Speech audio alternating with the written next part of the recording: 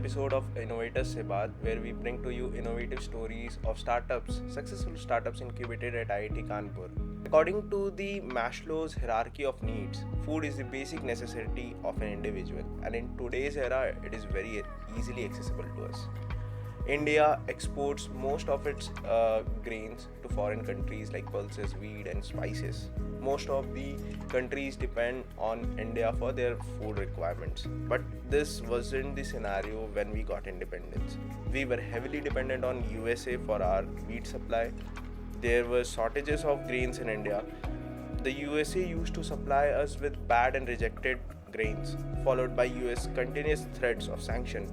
India started its fight of greatest reforms known as Green Revolution.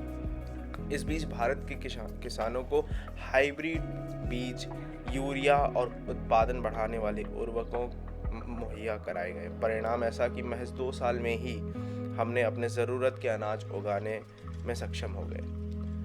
मगर जिस बात से ये किसान अनजान थे वो थे इन केमिकल फर्टिलाइजर्स से होने वाली उनके ज़मीनों पे कभी ना बदल पाने वाली बर्बादी एंड इरिवर्सिबल डैमेज, जो कि सालों तक लोगों के प्लेट तक में आने लगी और सालों तक उनके उत्पादन को और इम्पैक्ट करती रही। इसी बीच उत्तर प्रदेश के एक छोटे से कस्बे में कुशीनगर में कोविड के दौरान एक नई तकनीक ने सांस ली, जिस कहानी को हमारे साथ आज साझा करने के लिए मिस्टर अक्षय श्रीवास्तव है एलसीबी फर्टिलाइज़र से, जो कि आज एक ब्रांड बन चुका है जहां ऑर्गेनिक फर्टिलाइज़र बनाए जाते हैं। ये ऐसे फर्टिलाइज़र हैं जो ना ही फार्मर्स की उत्पादन में मदद करते हैं बल्कि उनकी पॉकेट्स भी बचाते हैं। तो ये कहानी आज उन्हीं के ज़ुबानी सुनेंगे। Welcome to this show Akshay ji.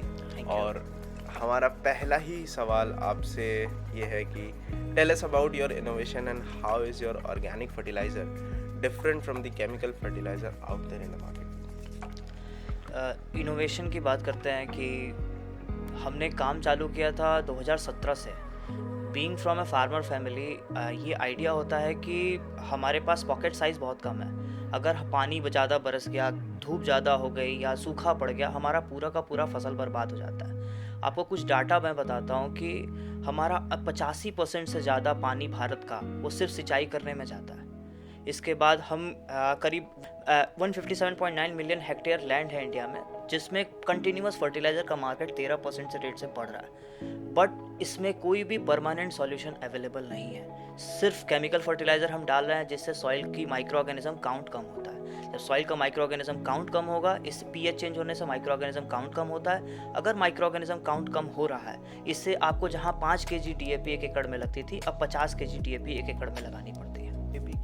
DAP di ammonium phosphate, ये केमिकल फर्टिलाइज़र है। सिमिलरली जितना भी फर्टिलाइज़र मतलब 10 गुना ज़्यादा बढ़ने लगता है। क्वांटिटी ऑफ फर्टिलाइज़र पिछले 20-25 साल में हम जितना यूज़ करते थे अब उससे ज़्यादा यूज़ करना पड़ रहा है। मीन्स फार्मर फैमिली से होने के नाते सारे प्रॉब्लम्स हमने फेस किया थे। तो जब कॉलेज में पहुँचे तो ये लगा कि कुछ ऐसा करते हैं एटलीस्ट फार्मर्स के लिए बेनिफिट हो और अपने लिए हम लोग कुछ बेनिफिट निकाल के लेके आ पाएँ। तो पता चला कि केमिकल फर्टिलाइज़र मार्केट में अवेलेबल है और ऑर्गेनिक भी अवेलेबल है। ऑर्गेनिक चल क्यों नहीं पा रहा है? क्या जेन्युइन प्रॉब्लम है? क्या एक रीज़न था कि हम केमिकल फर्टिलाइज़र पे शिफ्ट हुए और केमिकल फर्टिलाइज़र क्यों इतना पड़ता है? तो पता चला कि सॉइल में माइक्रो ऑर्गेनिज्म काउंट नहीं बचा है। उसके लिए फुलफ़िल करने के लिए जितना एक ग्रेन को न्यूट्रिएंट चाहिए, माइक्रो न्यूट्रिएंट चाहिए, उसके लिए हमको केमिकल एडिटिव देना पड़ेगा। तो उसमें क्यों देना पड़ रहा है? माइक्रो ऑर्गेनिज्म काउंट कम क्यों हो रहा है? क्योंकि हम एक्सेसिव केमिकल फर्टिलाइज़र दे रहे हैं। इसका अल्टरनेटिव सॉल्यूशन क्या है? Bio fertiliser. बायो फर्टिलाइज़र चल क्यों नहीं पा रहा है? क्योंकि सॉइल का पीएच ख़राब हो चुका है। तो कुछ ऐसा सॉल्यूशन लेके आना था कि जिससे हम ऑर्गेनिक पे शिफ्ट हो सकें। क्या ऐसा करें कि हम ऑर्गेनिक फर्टिलाइज़र को खेत में डालें और सॉइल पुराने के तरीके से रिवाइव हो सके, जिस पे हम केमिकल पे डिपेंडेंसी हमारी कम हो सके। तो वहाँ से हमारा इनोवेशन चालू हुआ। हमने अलग अलग फसलों से, अलग अलग मिट्टियों से, अलग अलग खेतों से जीवाणु को आइसोलेट करना चालू किया। कुछ नाइट्रोजन बनाते थे, कुछ फास्फोरस बनाते थे, कुछ पोटास, कुछ जिंक, कुछ सल्फर। ये जीवाणुओं का कॉम्बिनेशन बनाने में सबसे ज़्यादा टाइम लगता है। कोई एक दूसरे को खाए ना, कोई एक दूसरे के साथ म्यूटेट ना करे। तो एक कॉम्बिनेशन तैयार होता है जिससे हम अलग अलग पौधे के लिए हिसाब से हम कैटेगरी बना सकते हैं कि ये गन्ने में नाइट्रोजन ज़्यादा चाहिए या धान में नाइट्रोजन ज़्यादा चाहिए, तो उसके लिए नाइट्रोजन वाले माइक्रो ऑर्गेनिज्म हम बढ़ा देते हैं, फॉस्फोरस वाले कम कर देंगे या पोटास वाले बढ़ा देंगे। तो एक माइक्रो ऑर्गेनिज्म का कॉम्बिनेशन प्रिपेयर किया, उसको खेत में हमने टेस्ट किया, उसके आगे फिर और कई बाकी प्रोसेस चालू होते हैं। तो आपका ये सफ़र कैसा रहा है अभी तक? एक आइडिया जो आपके कॉलेज के दौरान आपके पास आया, फिर उसे एक वर्ल्ड क्लास फर्टिलाइज़र आप बनाते हैं और एलसीपी फर्टिलाइज़र अपने आप में इतना बड़ा ब्रांड बन जाता है। कम्प्लीटली अप्स एंड डाउन वाला रहा है। कभी भी अगर मैं इन्वेस्टमेंट बेस्ड स्टार्टअप नहीं हूँ कि हमने कोई इन्वेस्टमेंट लिया, तो इसलिए हमेशा अप्स एंड डाउन लगा रहा है हमारा। तो जब आइडिया चालू हुआ तो कोई ऐसा था नहीं कि मीन्स हमें बहुत ज़्यादा पहले से आइडिया था कि हमें ये करना है। हमने काम चालू कर दिया था कि फर्टिलाइज़र बनाना है और कैसे बनेगा एक एक करके जाके देखेंगे। तो पहले माइक्रो ऑर्गेनिज्म कॉम्बिनेशन का प्रिपरेशन चालू किया। जिस कॉलेज से था वहाँ पे उतनी फैसिलिटी नहीं थी, but being a student of technical university और कॉलेज, हमारे पास एक लिवरेज होता है कि हम अलग अलग कॉलेजेस में इंटर्नशिप कर सकते हैं। तो इंटर्नशिप की अपॉर्चुनिटी खोजा, अलग अलग कॉलेजेस में गए। वहाँ पे जैसे IIT BHU में मैं वहाँ का इंटर्नशिप का पार्टिसिपेंट था। वहाँ पे माइक्रो ऑर्गेनिज्म आइसोलेशन सीखा और कॉम्बिनेशन सीखा। कॉम्बिनेशन तैयार कर लिया, सब चीज़ प्रोडक्ट रेडी, कॉम्बिनेशन माइक्रोब्स का रेडी हो गया। अब लगा कि ये फर्टिलाइज़र चल जाएगा। वो फर्टिलाइज़र कौन से साल की बात? ये है 2019 की बात। 2019। 2019 में कॉम्बिनेशन रेडी था, सब कुछ बढ़िया था कि अभी चल जाएगा। हमने डाला, नहीं चला। फिर कुछ चेंजमेंट्स हो रहे थे, फिर कोविड आया, फिर उसके बाद कई फेजेस हम लोग ऊपर नीचे हमेशा चलते रहा सारी। घर पे ही मतलब कोविड के दौरान आप काम कर रहे थे? हाँ, मैं उस समय BHU में था। फरवरी 2020 में हमने कंपनी रजिस्टर की थी और उस टाइम पे we was supported by RKVY Raftaar. तो लैब में काम कर लिया था, गमले में टेस्टिंग कर रहे थे और होली की छुट्टी हुई, हम घर गए हुए थे। कोविड लग गया, लॉकडाउन लग गया। अब धीरे धीरे एक्सटेंड किया जा रहा था। हम घर पे थे, हमें पता था कि 15 दिन से 20 दिन से ज़्यादा माइक्रो ऑर्गेनिज्म नहीं सर्वाइव करेगा। तो माइक्रोब्स गए, फिर जो गमले में पौधे लगे थे वो गए, जो सेटअप था वो सब खत्म हो गया। मींस जो जहाँ 2017 से चालू किया था, हम लोग रिटर्न होके फिर वहीं पे 2020 से 2017 पे वापस आ गए। तो फिर एक रिवाइव किया, क्योंकि इंटर्नशिप का करीब 5,000 रुपये हमें मिला हुआ था। वहाँ से सारा काम फिर से चालू किया। मतलब अपने ही पैसे से? आप अपने ही पैसे से। घर वालों से कभी कोई? घर वालों से मींस एक बहुत फेमस व्यंग हम कंटिन्यूस चला रहा जब तक काम सही नहीं चला कि इंजीनियरिंग करने के बाद अगर गोबर उठाना है तो फिर इंजीनियरिंग का पैसा क्यों बर्बाद किया। तो मेरा वही सवाल था कि कैसे आप इन दोनों को मैनेज कर रहे थे, जब घर से भी फाइनेंशियल सपोर्ट नहीं था और ऑब्वियसली आप अर्न नहीं कर रहे थे उस वक्त। तो ये दौर में वो पूछना चाह रहा हूँ 2020 से लेके 21, 22 या 19 वाले समय को। जब पैसा नहीं होता है ना, तो इंसान अपना कुछ ना कुछ खोजना चालू कर देता है कि पैसा आएगा कैसे। तो बहुत इनोवेशन हुआ नहीं था। घर पे 5,000 रुपये था, बायो इंक्यूबेटर डेवलप किया छोटा सा। PID सेंसर्स मार्केट में मिलते हैं 600-700 रुपये पे, ह्यूमिडिटी सेंसर मिलते हैं, उनको कलेक्ट किया और एक प्रोटोटाइप डेवलप किया। अब वो प्रोटोटाइप में अलग, अब कल्चर भी नहीं बना सकते। माइक्रो ऑर्गेनिज्म आइसोलेशन कॉम्बिनेशन बहुत हेक्टिक और बहुत कॉस्टली प्रोसेस होता है। बट क्योंकि इतने रिसर्च पेपर्स लिखे थे कॉलेज के टाइम में, इंटर्नशिप के टाइम में, तो ये था कि ये पता था ये सोर्स का कहाँ पे है, कि अगर बैसिलस का कोई माइक्रो ऑर्गेनिज्म चाहिए तो जहाँ लकड़ी सड़ रही होगी वहाँ से बैसिलस मिल जाएगा। अगर एज़ोटोबैक्टर चाहिए तो जहाँ धान की खेती हो रही है उसकी मिट्टी में एज़ोटोबैक्टर मिल जाएगा, या जहाँ दलहन की खेती हो रहा है माइक्रोराइजा या राइजोबियम मिल जाएगा। ये सभी की डिटेल पूरी पता थी। तो जब ख़त्म हो गया था कि अब या तो जॉब है, एक ऑफर लेटर पड़ा हुआ था, तो या तो अब जॉब कंटिन्यू करें या तो ये करें। तो कहते हैं ना कि रामायण पढ़ रहा था, उस रामायण में एक चीज़, उस समय रामायण टेलीकास्ट भी हो रहा था 2020 के टाइम पे। तो एक चीज़ फील ये समझ में आया ना कि प्रॉब्लम इसलिए नहीं आता है कि आपको ख़त्म किया जा सके। प्रॉब्लम इसलिए आया कि they want to check your limit, कि आगे अगर प्रॉब्लम आएगा तो कितना झेल पाओगे। तो आपका प्रिपरेशन हो रहा था। तो ये था कि अब एक लास्ट अटेम्प्ट देते हैं, चल पाया तो चल पाया, वरना जॉब करेंगे। तो उसी 5,000 रुपये से मिट्टी का उठा के 3 kg फर्टिलाइज़र बनाया। अब 3 kg फर्टिलाइज़र में 1 kg टेस्टिंग के लिए भेज दिया, जिसमें 1,800 रुपये हमारा लगा। टेस्टिंग के बाद जो रिपोर्ट आया वो बहुत एक्स्ट्राऑर्डिनरी था। जितने मैक्रो माइक्रो न्यूट्रिएंट्स पौधे को चाहिए सारे उसमें अवेलेबल थे।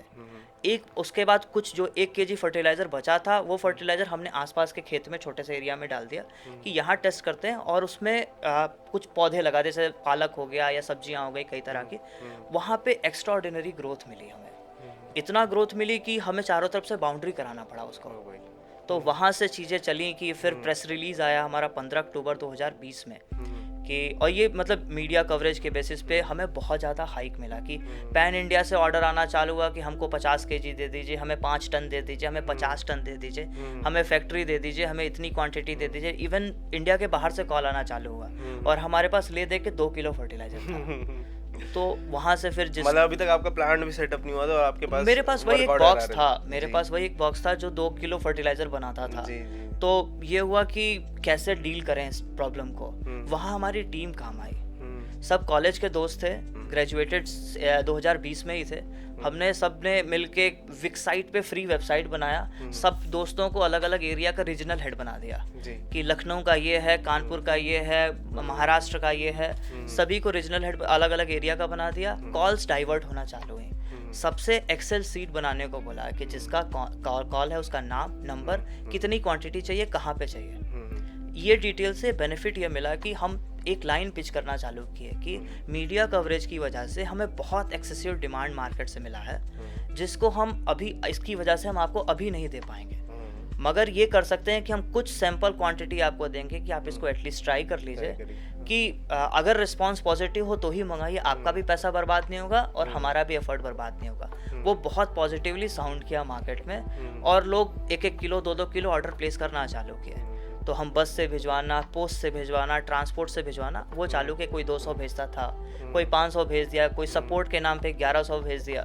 उससे पैसा कलेक्ट हुआ तो फिर 10,000 से हमने करीब 1000 केजी का पहला फर्मेंटर बनाया। अच्छा, तो ये जब आप भेजते थे तो वहाँ से जवाब कैसे आते थे कि आपका सैंपल आया है, कितना कन्वर्जन रेट था उसका? हमारे पास उस टाइम 90+% का कन्वर्जन रेट था। मींस ऐसा कोई कुछ ही ऐसे कस्टमर्स होते थे जिनके पास या तो सामान लेट में पहुंचा है या तो ऐसा फीडबैक होता था हमने डाल नहीं पाया, कुछ प्रॉब्लम हो गई। बट उस टाइम तक बहुत पॉजिटिव रिस्पांस चलता था मार्केट में कि जिसको भेजा, क्योंकि क्वांटिटी कम थी और क्वांटिटी कम की टेस्टिंग पूरे बड़े एरिया में नहीं होती है। क्वांटिटी कम की टेस्टिंग या तो गमलों में होती है या तो आपका छोटे से बागान में होती है। तो वहाँ बहुत पॉजिटिव रिस्पांस मिलता था हम लोग को। इसी उसमें आगे चलेंगे तो कौन से वो सपोर्ट हैं जो अर्ली स्टेज पे आपको मिले हैं अलग अलग संस्थानों, जैसे आपने RKVY रफ्तार का नाम लिया, तो ऐसे और कौन कौन से संस्थान जिन्होंने आपकी सहायता की सपोर्ट और के कैसे नाम कैसे? पे तो सच बताऊं तो बहुत IIT कानपुर में जब आया वहाँ से सपोर्ट एक्चुअल चालू हुआ। RKVY रफ्तार में हमें बस ट्रेनिंग दी गई थी। जब फंड देने की बात आई थी, कोविड लग गया और मेरा पेपर चल रहा था तो मेरा फंड भी रिजेक्ट हो गया। तो वो पॉइंट था कि कंपनी तो रजिस्टर कर लिया था, पैसा है नहीं, बैंक अकाउंट कैसे खुलाएंगे। तो वो कंडीशन चल रही थी। तो कुछ जब बिकना चालू हुआ 2021 में मार्च अप्रैल में हम ट्विटर पे IIT कानपुर को रीच करना चालू किए। वो एक पॉइंट था कि हम पहले भी कई बार IIT कानपुर के गेट पे आ चुके थे और वो लोग भगा देते थे मुझे, क्योंकि परमिट नहीं होता है अंदर आने का। तो वो था कि अब कहते ना कि बिकॉज ऑफ बीइंग चाइल्डिश कुछ अलग सा मेंटालिटी होता है लोगों का। I want to show to IIT Kanpur that we are doing. तो ये छोटी सी मेंटालिटी से कि अब हम ट्विटर पे टैग करके डालना चालू करेंगे। And we started tagging Bandopadhyay sir. जी। So Amitabh Bandopadhyay professor sir. In charge. या तो उन्होंने 1 महीने बाद हमें ट्विटर पर रिप्लाई किया कि do you need any help from IIT Kanpur, do let me know. हमें मतलब ऐसा लगा जिसके पास गमले हों, जिसके पास खेत है, जिसके पास कोई लैब फैसिलिटी ना हो, उसको IIT कानपुर से अगर ये मौका मिल जाए कि आपको लैब मिल जाएगी, हमारे लिए सब कुछ था वो। तो वहाँ से IIT कानपुर आया, then department of science and technology का सपोर्ट मिला, फिर अलग अलग मल्टीपल फाइनेंशियल सपोर्ट मिले, टेक्निकल सपोर्ट मिला। तो जैसे अभी स्टार्टिंग में मैंने एक लाइन बोला कि गमलों या छोटे एरिया में हमारा प्रोडक्ट चल पा रहा था, बट वो बड़े स्केल पे नहीं चल सकता था। रीज़न भी उसका क्लियर था कि जब सॉइल का जो स्टार्टिंग हम डिस्कशन किए थे कि सॉइल का pH खराब है, आप माइक्रो ऑर्गेनिज्म काउंट दे रहे हो या micro organism rich bio fertiliser जब देते हो तो सॉइल में तो जा रहा है, उसके साथ कोई कैरियर नहीं है। जब कैरियर नहीं है तो वो मिट्टी में जाने के बाद pH चेंज है, वहाँ पे वो मर जाएगा। जब माइक्रोब्स मर जाएंगे तो फिर बायो फर्टिलाइजर चलेगा कैसे। तो उस पे रिसर्च में पता चला कि सुटेबल एग्रीकल्चरल बायोमास का एक कॉम्बिनेशन बनता है। वो हमको department of science and technology से जो फंड मिला था आईआईटी कानपुर में, हमने वो डिज़ाइन किया कि काऊ डंग में कौन कौन से मिनरल्स, कौन कौन से न्यूट्रिएंट्स होते हैं, एल्गी में क्या होता है, बगास में क्या होता है, किस क्रॉप के लिए क्या क्या रेशियो बना सकते हैं। फिर हमें सिटी बैंक से CSR का सपोर्ट मिला। उसमें हमने ये एनालिसिस किया कि जब खेत में आप फर्टिलाइज़र डालते हो ना, वो ऑर्गेनिक, तो खेत की जब जुताई होती है, जुताई में टेम्परेचर बढ़ता है खेत का, धूप पड़ने लगता है, और धूप पड़ेगा कोई भी माइक्रो ऑर्गेनिज्म 25-30 डिग्री से ज़्यादा, जैसे राइजोबिया है या राइजोबियम है, ये 28 डिग्री से ज़्यादा नहीं झेल पाते हैं अप्रॉक्स। तो अब अगर धूप का टेम्परेचर, खेत का टेम्परेचर 40 डिग्री हो गया, तो नाइट्रोजन गैदरिंग माइक्रो ऑर्गेनिज्म खत्म हो गए। अब आप क्या करोगे?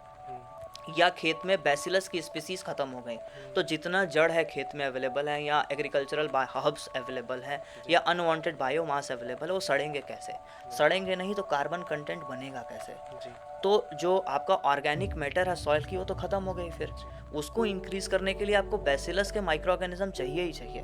वो टेम्परेचर पे थर्मोफिलिक है नहीं, धूप पड़ेगा सारे माइक्रो ऑर्गेनिज्म मर जाएंगे, तो आपकी मिट्टी कहीं ना कहीं रेत के जैसे परिवर्तित होने लगेगी। तो वहाँ पे सिटी से सपोर्ट से हमें ये आइडिया लगा कि क्या किया जा सके। Then we moved on, IIT Kanpur ये आईआईटी सिटी के CSR सपोर्ट पे। देन वी गॉट सपोर्ट और हमने नैनो पार्टिकल पे काम किया। एग्रीकल्चरल बायोमास पराली से हमने नैनो पार्टिकल डेवलप किया, उसका कैरेक्टराइजेशन कराया, सिंथेसिस किया, टेस्टिंग किया। उससे ये पता चला, हमने ये ऑब्टेन किया कि हम 78 डिग्री सेल्सियस तक अपने माइक्रोब्स की थर्मोफिलिक नेचर बढ़ा पाए। मीन्स अब कितना भी धूप पड़ेगा, कितना भी गर्मी होगा, हमारे माइक्रो फर्टिलाइज़र खेत में चलेगा ही चलेगा। फिर हमें स्टार्टअप इंडिया सीड फंड मिला IIM कोझिकोड से, जिसमें हमने पॉलीमर डेवलप किया, सुपर एब्जॉर्बेंट पॉलीमर। बुंदेलखंड से अगर कोई सुन रहा होगा, तो बुंदेलखंड के एरिया के लोगों की सबसे बड़ी समस्या होती है सिंचाई नहीं कर पाना, या राजस्थान के बेल्ट में पानी नहीं मिल पा रहा है। प्रॉब्लम क्या है कि मिट्टी पोरस बहुत ज़्यादा ख़राब हो चुकी है, वाटर होल्डिंग कैपेसिटी सॉइल की है नहीं, या तो पानी भाप बन के उड़ जा रहा है, या तो सिर करके ज़मीन के नीचे चला जा रहा है। तो हमें हर 10 दिन 15 दिन पे सिंचाई देनी पड़ती है। इसका सॉल्यूशन क्या है? होल्डिंग कैपेसिटी सॉइल की कैसे बढ़ाई जा सकती है? 2 तरीके से। एक, माइक्रो ऑर्गेनिज्म काउंट आप बढ़ा दीजिए, दूसरा कोई एब्जॉर्बेंट मटेरियल डालिए जो कि ऑर्गेनिक हो। तो हमने पुआल में जो चमकीली परत होती है, जब पुआल सूखा पड़ा होता है, धूप में दिखता है वो चमक रहा है, वो लिग्निन की वजह से चमकता है। वो बाइंडिंग मटेरियल होता है, वो पॉलीमर होता है। उससे हमने सुपर एब्जॉर्बेंट पॉलीमर बनाया, जो अपने वजन से 268 गुना ज़्यादा पानी एब्जॉर्ब करता है और धीरे धीरे रिलीज़ करता है। और 6 महीने उसका लाइफ साइकिल, और 6 महीने के बाद खुद वही जो बैसिलस खेत में मौजूद है, वही उसको सड़ा करके खाद बना देता है। अच्छा। तो वो भी हमने मिक्स करना चालू किया। तो मतलब एक गमले से स्टार्ट हुआ और इतने सारे अलग अलग सपोर्ट मिलने के बाद धीरे धीरे रिफॉर्म्स आए। आज की डेट में इतना हाई डिमांड वाला आपका फर्टिलाइज़र बन गया कि कई बार ऐसे इंस्टेंसेस जब हम बात करते थे कि डिमांड से पूरे नहीं हो पा रहे हैं, या इतना ज़्यादा डिमांड आ रहा है कि अपने पास इतना प्रोडक्शन नहीं है। तो अभी के डेट में आपके कितनी जगहों पे प्लांट्स हैं जो ऑपरेट कर रहे हैं, और कौन कौन सी जगह पे आप फर्टिलाइज़र सप्लाई कर रहे हैं? कितना कस्टमर कनेक्ट कर रहे हैं? हम 9 स्टेट से ज़्यादा में सप्लाई करते हैं। मेजरली यूपी, बिहार, झारखंड, उड़ीसा, मध्य प्रदेश, महाराष्ट्र, तमिलनाडु, ऐसे बेल्ट को कवर करते हैं, और नियर बाई एरियाज। हमारे 4 प्लांट ऑपरेशनल हैं, जिसमें हमारी टोटल प्रोडक्शन कैपेसिटी 1000 टन के करीब में है पर मंथ पे। हम कुशीनगर में, मेरा पहला सेटअप हमारा गांव था जहां से हमने सब चीज़ चालू किया था, 2 किलो महीने से आज वहां पे 450 टन महीने का बनाते हैं। फिर हम जबलपुर में 150 टन बनाते हैं, कोल्हापुर में हम 150 टन बनाते हैं, प्रयागराज के बेल्ट में हम 150 टन बनाते हैं, औरैया में हमारा प्लांट ऑलमोस्ट कंस्ट्रक्शन कंप्लीट हो चुका है, वहाँ पे भी हम 100 टन की कैपेसिटी डाल रहे हैं। और होपफुली मार्च अप्रैल 2024 तक हम नॉर्थ ईस्ट डिब्रूगढ़ में हम 150 टन की फैक्ट्री डालेंगे। तो आप एकदम रिमोट में जा रहे हैं जहाँ पे वो बेल्ट रीजन उसका बहुत क्लियर है। अभी मिट्टी बहुत बढ़िया है, और पाम की खेती बहुत हाइक पे है वहाँ पे। पाम की खेती, चाय के बागान, 15-15 हज़ार हेक्टेयर के चाय के बागान लग रहे हैं एक जगह पे। 32,000 हेक्टेयर, 50,000 हेक्टेयर में पाम लगने हैं कुछ साल में वहाँ पे। तो वो बेनिफिट है कि अगर हम अभी से नहीं जाएंगे वहाँ पे, हमारे प्रोडक्ट टेस्ट नहीं होंगे, हम अल्टरेशंस नहीं करेंगे, तो फिर हम उस समय हम क्या भेजेंगे वहाँ पे। चूँकि आपने इतने पैन इंडिया आप फैले हुए हो, तो मुझे रुचि इसमें भी है कि आपका स्टार्टअप मॉडल क्या है, आप कैसे ये सप्लाई चेन मैनेज कर रहे हो, आपकी मार्केटिंग स्ट्रेटेजी कैसे होती है, आप टीम कैसे मैनेज करते कंपनी का मॉडल वही कहते हैं ना, अल्टरेशंस पे ही बना हुआ है। हो? जी। पहले हमने ये सोचा कि हम एक ही जगह सेटअप डालेंगे और वहाँ से सप्लाई करेंगे। 50 केजी का बैग यूपी से अगर हम गुवाहाटी भेजते हैं तो अगर 200 बैग भेजें 55,000 रुपये ट्रांसपोर्ट का लगता है। एक्स फैक्ट्री कॉस्ट की बात करें तो 1,20,000 के माल पे 55,000 रुपये हम ट्रांसपोर्ट तो नहीं देंगे। तो उसका सॉल्यूशन क्या है? तो सॉल्यूशन ये है कि हम डिसइंटीग्रेट करते हैं प्रोडक्शन यूनिट्स को। मेजर हमारा माइक्रो ऑर्गेनिज्म कॉम्बिनेशन है, छोटा सा कंसोर्शिया है। 1 लीटर के बॉटल से आप 2.5 टन 3 टन सामान बना सकते हैं। आप अपना मटेरियल लीजिए, हम वहाँ पे सेटअप डालेंगे, वहीं सेटअप पड़ेगा, यहीं से कल्चर हमारे यूनिट से जाएगा और कल्चर वहाँ पे मिक्स करने के बाद हम वहीं प्रोडक्शन करके वहीं पे फार्मर को देना चालू करेंगे। इस मॉडल पे चालू किया। टीम का जो आपने पूछा, वो बहुत बेस्ट पार्ट है मेरी कंपनी का, जो almost I think majority of startup lag करते हैं। वो ये है कि हमने ऐसा नहीं कि बहुत बड़ी हायरिंग की या बहुत लोगों को उठा के लेके आए। हमारे यहाँ पे वी आर इक्वल, हमारे यहाँ सभी को हम लोग प्रॉपर इक्वलेंट की तरीके से देखते हैं और सभी के पास कोर टीम में सभी के पास अलग अलग वर्टिकल की रिस्पॉन्सिबिलिटी होती है और उनको प्रॉपर क्या कहते हैं कि हम कभी एक दूसरे में इंटरफेयर नहीं करते हैं। हमारी वीकली मीटिंग होगी, वीकली मीटिंग में होगा कि ये आपका वर्टिकल है, आपके यहाँ क्या प्रॉब्लम आ रही है, हमारे यहाँ क्या प्रॉब्लम आ रही है। एक आपको शायद याद होगा सिटी के सेशन में अजय श्रीवास्तव सर का सेशन हुआ था जी, टीम मैनेजमेंट पे। वो बहुत हेल्प किया था हमें, क्योंकि हम जब 20 से 30 के साइज में टीम में जाते हैं वहाँ पे वो होता है क्या कहते हैं उसको, गुटबाजी जैसा एक फ्रेम आता है और आप बीइंग ए फाउंडर ये सोचते हो कि ये तो इसलिए तो मैंने कंपनी नहीं बनाई थी कि हमारा जो मार्केटिंग टीम है वो ब्लेम करा टेक्निकल टीम को, जो हमारा प्रोडक्शन टीम है वो ब्लेम करा किसी और को। तो हमारे जो को फाउंडर है मिस्टर मुकेश, वो मार्केटिंग देखते हैं और ये हम लोग क्या करते क्या है कि जब ऐसा प्रॉब्लम आई तो उन्होंने अजय सर ने ये सजेशन दिया कि सभी टीम में से हेड को बुला के एक सेपरेट टीम बना दो कि अब तुम्हारी रिस्पॉन्सिबिलिटी होती है कि इस पूरे प्रॉब्लम को रिजॉल्व करना। अब तुम ना ही मार्केटिंग टीम के हो, ना ही तुम टेक्निकल टीम के हो, ना ही तुम प्रोडक्शन से हो, अब तुम हो सेपरेट टीम जिसका मकसद है इसको रिजॉल्व करना। तो वो हम लोग इम्प्लीमेंट किए, जिसका पूरा लीड हमारे मुकेश जी ने किया और बहुत अच्छे से रिजॉल्व हुआ। सप्लाई चेन कैसे मैनेज कर रहे हैं? यहाँ से अगर आपको तमिलनाडु भेजना है तो कैसे? हमारे मतलब उसका भी फ्रेम बटा हुआ है।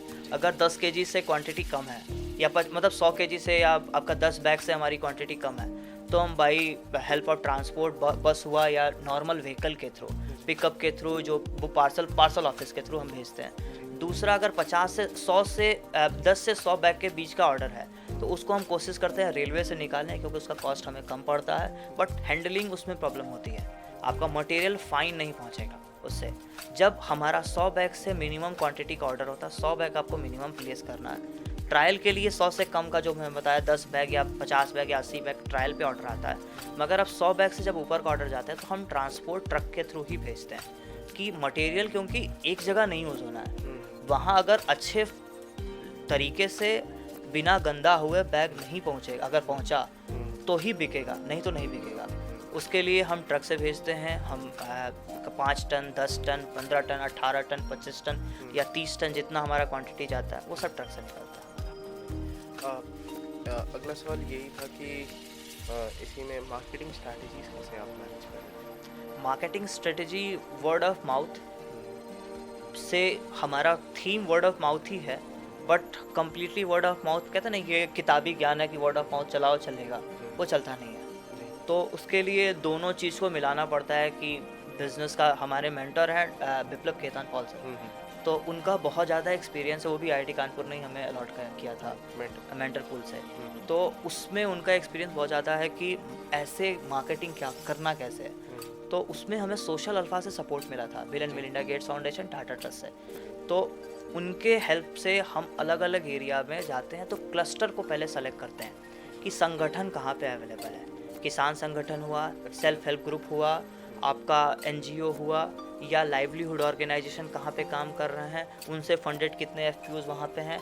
आप हर एफपीओ का जब मॉडल आप अंदर जाके समझेंगे तो ये पता चलता है हर एफपीओ में मुश्किल से 300 किसान के एफपीओ में 5 किसान होता है, जिसको देख के 295 किसान काम कर रहे होते हैं। उन 5 Leader किसान को tech, पकड़ना होता है, क्योंकि वही एफपीओ बनाए हैं, वही मेजर एफपीओ के बेनिफिट ले रहे हैं, वही लीड कर रहे हैं। आप उनको पकड़ो, 10 दो बैग एक एक बीघा के ट्रायल के लिए आप सप्लाई भेजो, ट्रायल कंडक्ट कराओ, फ्री में भेजो। डोर स्टेप डिलीवरी हमारे यहाँ से कम्प्लीटली कॉस्ट हम बेयर करते हैं। सामान का cost, logistic cost, handling cost सब हमारा होता है।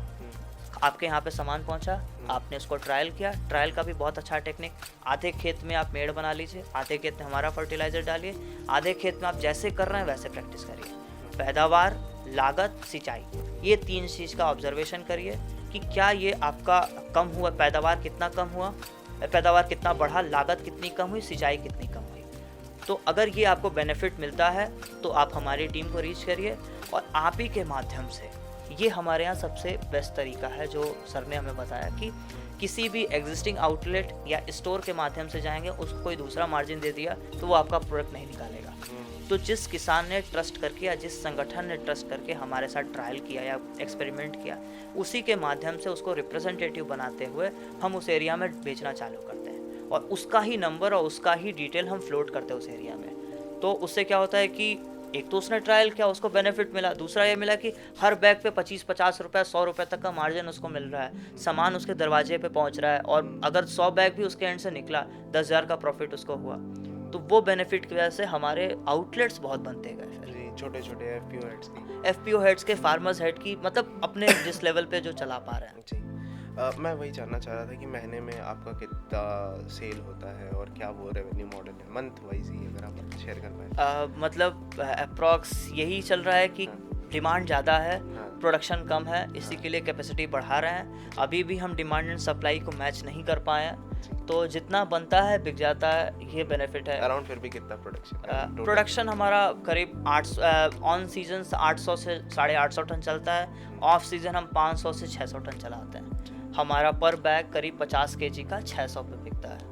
50 kg का बैग 600 रुपये पे हमारे यहाँ से और एक खेत में, जैसे 1 एकड़ खेत में तो कितने बैग्स लगते हैं? 1 एकड़ खेत में 3 बैग पड़ता है। जैसे अगर छोटी फसल है, गेहूँ, धान हो गया, दलहन हो गई या सब्जियां हो गई, इस सब में एक बार पड़ता है। इसके बाद ना यूरिया देना होता है, ना डीएपी देना होता है, ना जिंक, ना सल्फर, ना आयरन, ना कार्बन, ना मैग्नीज, कुछ भी नहीं देना है।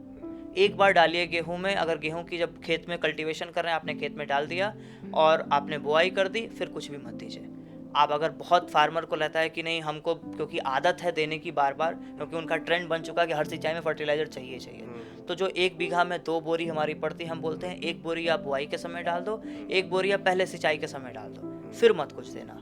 अगर गन्ने की बात करते हैं तो गन्ने का कॉन्सेप्ट, क्योंकि 14 महीने की फसल होती है, तो उसमें 2 से 3 बार रिपीट करना पड़ता है। इससे आपका जो इन्वेस्टमेंट मिनिमाइज होता है वो 5% से, मतलब अगर मैं काउंट करूं 1 एकड़ में, तो मैं डाटा बता दे रहा हूँ आपको। अगर गेहूं की फसल की बात करते हैं तो 1 बीघा में जनरली किसान 6,000 से 6,600 रुपया खर्च करता है। 1 बीघा 1 एकड़ करीब थोड़ा सा 1.6% 1.6 टाइम्स होता है 1 बीघा का।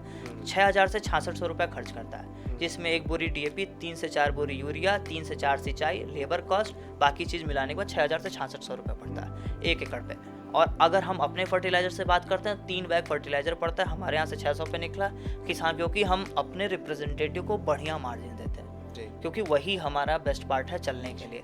800 850 पे भी अगर फार्मर को मिल रहा है तो तब भी वो 2400 रुपये का फर्टिलाइज़र, जहाँ 4 सिंचाई लग रही थी वहाँ पे 3 सिंचाई, 300 रुपये आप सिंचाई जोड़ लिए, 300 से 500 रुपये जोड़ लिए सिंचाई, 2400 से मोटा मोटा 4,000 में आपकी पूरी खेती हो जा रही है। 2,000 का सीधा 2,000 का आपका प्रॉफिट इसमें बच रहा है। कहीं कहीं पे बहुत वाटर होल्डिंग कैपेसिटी अच्छी है, वहाँ पे और पैसा बच जाता है फार्मर का। मतलब 5% से 48% तक हम इन्वेस्टमेंट मिनिमाइज़ करते हैं। ये बड़ा रेंज इसलिए है क्योंकि हम 22 फसल पे काम करते हैं, और हम आपका सिंचाई जहाँ 4 सिंचाई वहाँ 3 सिंचाई पे ले आते हैं, तो 33% हम आपका इरिगेशन डिमांड मिनिमाइज़ कराते हैं। और यील्ड हम 15 से लेके 35% के बीच में सेकेंड क्रॉप साइकिल में लेके आते हैं। बट ऑन सोशल मीडिया हम आपके सामने ये बोल रहे हैं कि पहले क्रॉप साइकिल में भी आपको यील्ड, जहाँ पे जो गवर्नमेंट टेस्टिंग हमारे साथ हुई है, उसमें जहाँ पे केमिकल फर्टिलाइजर से 10 कुंटल मिला, हमसे 10 कुंटल 60 किलो मिला। तो आपको पहले क्रॉप साइकिल में भी यील्ड का नुकसान नहीं मिलेगा। दूसरे क्रॉप साइकिल में वो बढ़ करके 12 कुंटल 13 कुंटल पहुंच जाता है, तो आपका यील्ड भी बढ़ा, इन्वेस्टमेंट भी केमिकल फर्टिलाइजर्स कभी अचीव नहीं कर सकते। केमिकल फर्टिलाइजर के साथ ही हम कंपेयर करते हैं। जी जी। हम ऑर्गेनिक से, क्योंकि ऑर्गेनिक नहीं है एक तरीके से नहीं, इंडिया अगर में। किसान अगर केमिकल फर्टिलाइजर यूज करता तो कभी उस माप तक भी नहीं पहुंच पाता, कितना भी यूज कर लेता। आप बहुत ज़्यादा यूज, केमिकल फर्टिलाइजर का बहुत गंदा नियम है, बहुत ज़्यादा यूज़ करिए खेत जल जाएगा। जी। आप हमारे ही खाद के पूरा एक गमले में खाद डाल दीजिए और उसमें पौधा लगाइए, उसमें जम जाएगा। गलती से अगर बीज खाद के बोरी में चली आती, क्योंकि हम अलग अलग जगह की मिट्टी उठाते हैं और वो मिक्स करके कल्चर, स्ट्रॉन्ग कल्चर के लिए ग्रो कराते हैं, बोरा फाड़ करके पौधा जम जाता है जहाँ पे स्टोर रखते हैं हम लोग, तो वो तक हमारे यहाँ पे दिखता है। तो ये कैसे मैनेज कर रहे हैं? अगर ये तो मतलब बहुत एक फिनोमेना है, कहीं ना कहीं से तो वही नहीं, ये मतलब करना पड़ता है उसको, क्योंकि जब पैसा नहीं था ना सर, तो बोरा 10 रुपये का खरीदते थे, अब पैसा है तो 22 रुपये वाला खरीदते हैं। 22 रुपये वाले में कोटेड आता है तो वो फट के नहीं निकलेगा। जब 10 रुपये वाला खरीदते थे तो जाली जाली वाला होता था, सूखता था, तो उसमें से स्पेस मिल जाता, क्योंकि हम कैरियर दे रहे हैं। कैरियर का रिएक्शन तब होगा जब आपका ऑक्सीजन उसके पास पहुंचेगा। आप प्रिजर्व करके दिए हैं कल्चर और कैरियर को, अगर आपने उसको ओपन एटमॉस्फेयर दिया, वो तुरंत उसको सड़ाएगा। 50 किलो कब 30 किलो में पहुंच जाएगा पूरा, आपको पता ही नहीं चलेगा। ये सब ऑर्गेनिज्म, ये माइक्रो ऑर्गेनिज्म तुरंत उसको डिग्रेड करता है। जी। मैं बस आप, क्योंकि आपके सफ़र 2017 से देखा मैंने अभी इस पूरे पॉडकास्ट में, और अलग अलग पड़ाव इसमें आए, धीरे धीरे आपका प्रोडक्ट भी डेवलप होता रहा, धीरे धीरे आप DRL 0 से DRL 9 तक, टेक्निकल रेडीनेस लेवल 9 तक पहुँचे, 10 तक पहुँचे। ये पूरे समय का जो एक लर्निंग आपने सीखा हो, जो हमारे दर्शक जो अपकमिंग इनोवेटर्स हैं उनके लिए जो आप शेयर करना चाहिए। एक ही है सिर्फ, वो ये है कि अल्टरेशन, मैं 2-3 बार ये वर्ड यूज़ किया, अल्टरेशन के लिए रेडी रहना। मीन्स मेरा 3 से 4 बार प्रोडक्ट बहुत मेहनत के बाद ही फेल हुआ है। हम उसमें अल्टरेशंस किए, हमने कल्चर लेके आया कि लॉजिस्टिक बचेगा, पूरा प्योर कॉन्सेप्ट ऑफ बुक जो कहते हैं ना कि किताबी ज्ञान से हम धंधा करने निकले थे कि लॉजिस्टिक कॉस्ट कम हो, कम क्वांटिटी एक बड़े एकड़ में हो जाए, जहाँ 1 किलो का 1 लीटर का बॉटल जाएगा वहाँ 150 kg में तो ज़्यादा भाड़ा लगेगा, 1 लीटर के बॉटल में कम कॉस्ट लगेगा। हम 1 लीटर के बॉटल के साथ गए, प्रोडक्ट नहीं चला। अगर हम उसी पे रहते कि नहीं, हम अलग अलग ऑर्गेनाइजेशन को भेजते, अलग अलग चीज़ों को रीच करते, वो नहीं चलता। तो हमें लगा कि उन्हें क्या चाहिए, आप अपने कस्टमर को प्रॉपरली समझ लो और उनके रिक्वायरमेंट के हिसाब से अल्टरेशन के लिए कम्प्लीटली रेडी रहो। वो बोल रहा है कि हमको सफ़ेद बोरे में चाहिए तो हम सफ़ेद बोरे में देंगे, वो बोल रहा है कि हमको हरे रंग का धागा चाहिए खाद के बोरी में, क्योंकि हम उसी बोरे को बांधेंगे और उसी बोरे से खाद छीटेंगे। अगर आप नॉर्मल कॉटन का धागा देंगे जो टूट जाएगा तो वो कभी नहीं खरीदेगा आपका खाद। आपको हरे रंग का प्रिंटिंग चाहिए तो आपको हरे रंग की प्रिंटिंग चाहिए, आपको एक साइड प्रिंटिंग चाहिए तो आपको एक साइड प्रिंटिंग चाहिए। तो जब इतना डेप्थ आप नहीं जाओगे अपने कस्टमर के पास, क्योंकि आप तो फिर यही होगा कि आप मतलब ये दोनों है कि प्रोडक्ट तब भी चलते हैं कि B2B वाला चलेगा, आप अर्बन मार्केट में बेच पाओगे, क्योंकि मैं एकदम किसान परिवार से हूँ, तो मुझे ये ज़्यादा समझ में नहीं आता है बाहर वाला मार्केट की। अर्बन जो किचन गार्डन्स करते हैं या टेरेस फार्मिंग करते हैं या बाकी जो गिफ्ट हैम्पर्स वाले सिस्टम, काफ़ी चला हुआ है ये, उसको चालू भी किया है हमारी टीम ने, बट मेरा इंटरफेरेंस उसमें नहीं रहता है कि वो अलग अलग प्रोडक्ट बना रहे हैं, 1 kg का निकाल रहे हैं अमेज़ॉन पे, तो वो चल रहा है, बट वो मेरे से समझ से दूर रहता है। अभी आपने कहानी देखी LCB फर्टिलाइज़र के अक्षय श्रीवास्तव जी की, जिन्होंने सपना देखना नहीं छोड़ा, बजाय कितने भी चुनौतियां उनके सामने आई, और शायद इसलिए भी कहा गया है कि साहसी लोगों का हर कोई साथ देता है। IIT कानपुर से उन्हें सपोर्ट मिला, सोशल अल्फा से सपोर्ट मिला, IIM कोझिकोड से सपोर्ट मिला, और इतने ही उम्दा वर्ल्ड क्लास बायो फर्टिलाइज़र जो लेकर आए, जिसका कहीं ना कहीं बहुत ही बड़ा इम्पैक्ट है ग्रास रूट पे। और अगर ऊपर देखते हैं तो हमारे प्लेट में जो खाना आ रहा है वो फर्टिलाइज़र, केमिकल फर्टिलाइज़र रहित है। So thank you so much Akshay for being in show, and will be back with another episode. So thank you.